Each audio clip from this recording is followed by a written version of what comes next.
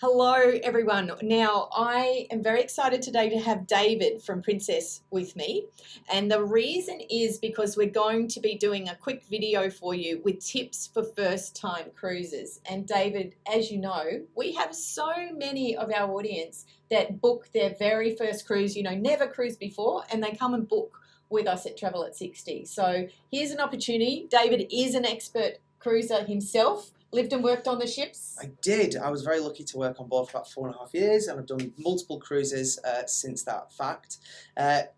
Honestly, if you're a first-time cruiser, if you're new to cruising, it may seem a little bit daunting. You've got so many questions. It's so exciting. That's the thing.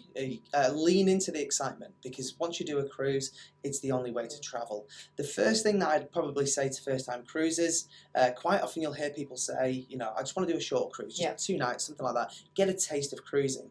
But the trouble with that is you're not getting a cruising experience. You're not getting the full array of entertainment. You're not getting the full dining experience. And most critically, you're not actually visiting anywhere. You're not going anywhere. Especially down here in Australia. Exactly. You can't, there's nowhere close enough, right? That's it. Yeah. So for us as a brand as well, Princess, we're the destination specialist. We're all about bringing that immersive experience. So unless you're doing at least 7 nights, you're missing out on some of the best bits of cruising. So that would be my first tip. I'd probably stay away from a short cruise. Anything around that 7-night plus, depending on how much leave and all those kind of things you've got, I'd say that, we do a wonderful 7-night Queensland coast cruise, which is beautiful, a gorgeous 6-night cruise down to Tasmania. So we can visit some iconic destinations up in far north Queensland and, beautiful Fraser Peninsula down in Tasmania.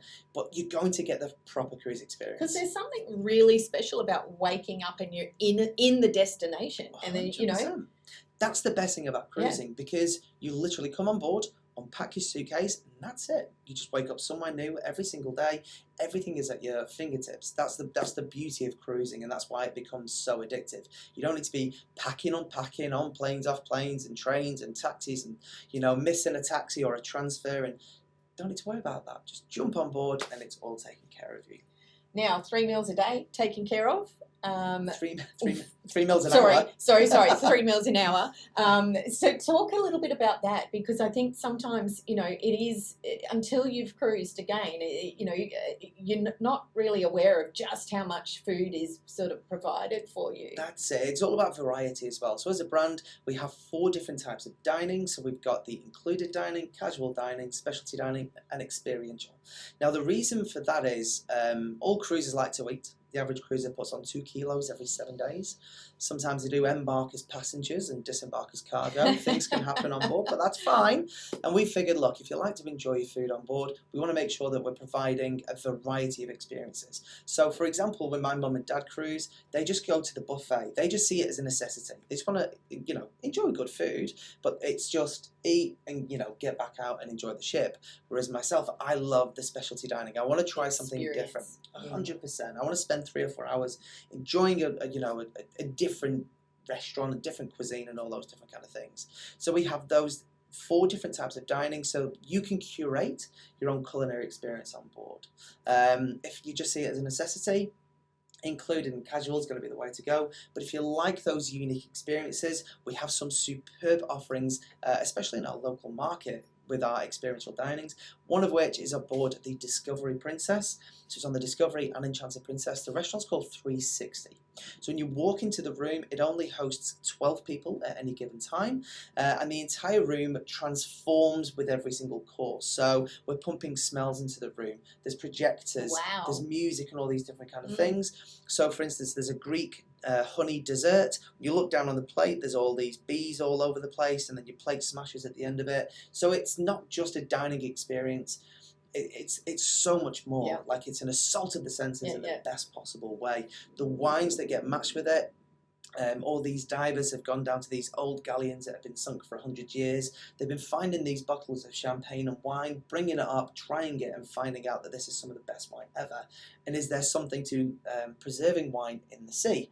So the wines that get paired with 360, the wines have actually been stored in the ocean. So they come up, they've got these kind of mollusks and all sorts of things.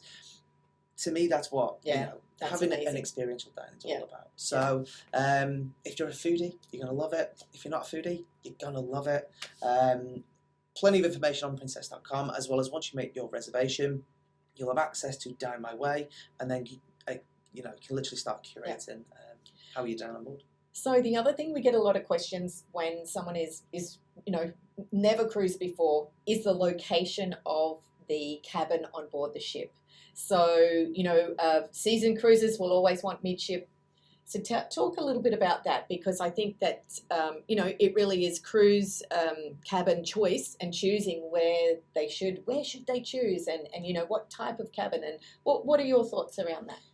So there's two parts of that question. The location, it depends on how strong you are on your feet. Like, some people are a bit more susceptible to the ocean, to the motion from the ocean, whereas personally, I prefer it. The more motion I get, the better night's sleep I get. It's like getting rocked. Getting rocked. I love it. Okay, so if you think about a ship kind of like this, so if we're going front and back, then you can see the middle part of the ship is moving the least amount. So when we're talking midship, that's what we mean. But also, if we're kind of going left to right, also the midship is going to be the most stable part of the vessel. So if you're a bit concerned about it, get as close to midship as physically possible. If you're not too fussed, really, I'd probably recommend going towards the back end of the ship, towards the aft end, especially some of the cabins at the very, very back of the ship. Now, the reason for that is whenever you're setting sail from a cruise port, if you're at the very back of the ship, you have that vista. So if you've got a balcony and you're looking, at through this beautiful fjordland that we've got here, you get that lasting vista, and from the comfort of your own balcony, get your bathrobe on, get yourself a beautiful cocktail, and enjoy it. So I love the aft end of the vessel, and it's also a little bit more kind of stable than the very forward part of the ship. One of the things I would say, though, if you are concerned about seasickness, the top tip: go see the acupuncturist on board. So if you're not feeling too good, feeling a little bit ropey because of the motion from the ocean, the acupuncturist on board will be able to help you with that. They put these kind of little, it's like iron filings on your earlobe. I don't know how it works. It works every single time. It's the best thing to do in terms of treating seasickness. It's better than Dramamine, because Dramamine can make you very drowsy, and it just means that you're kind of impacting your cruise experience.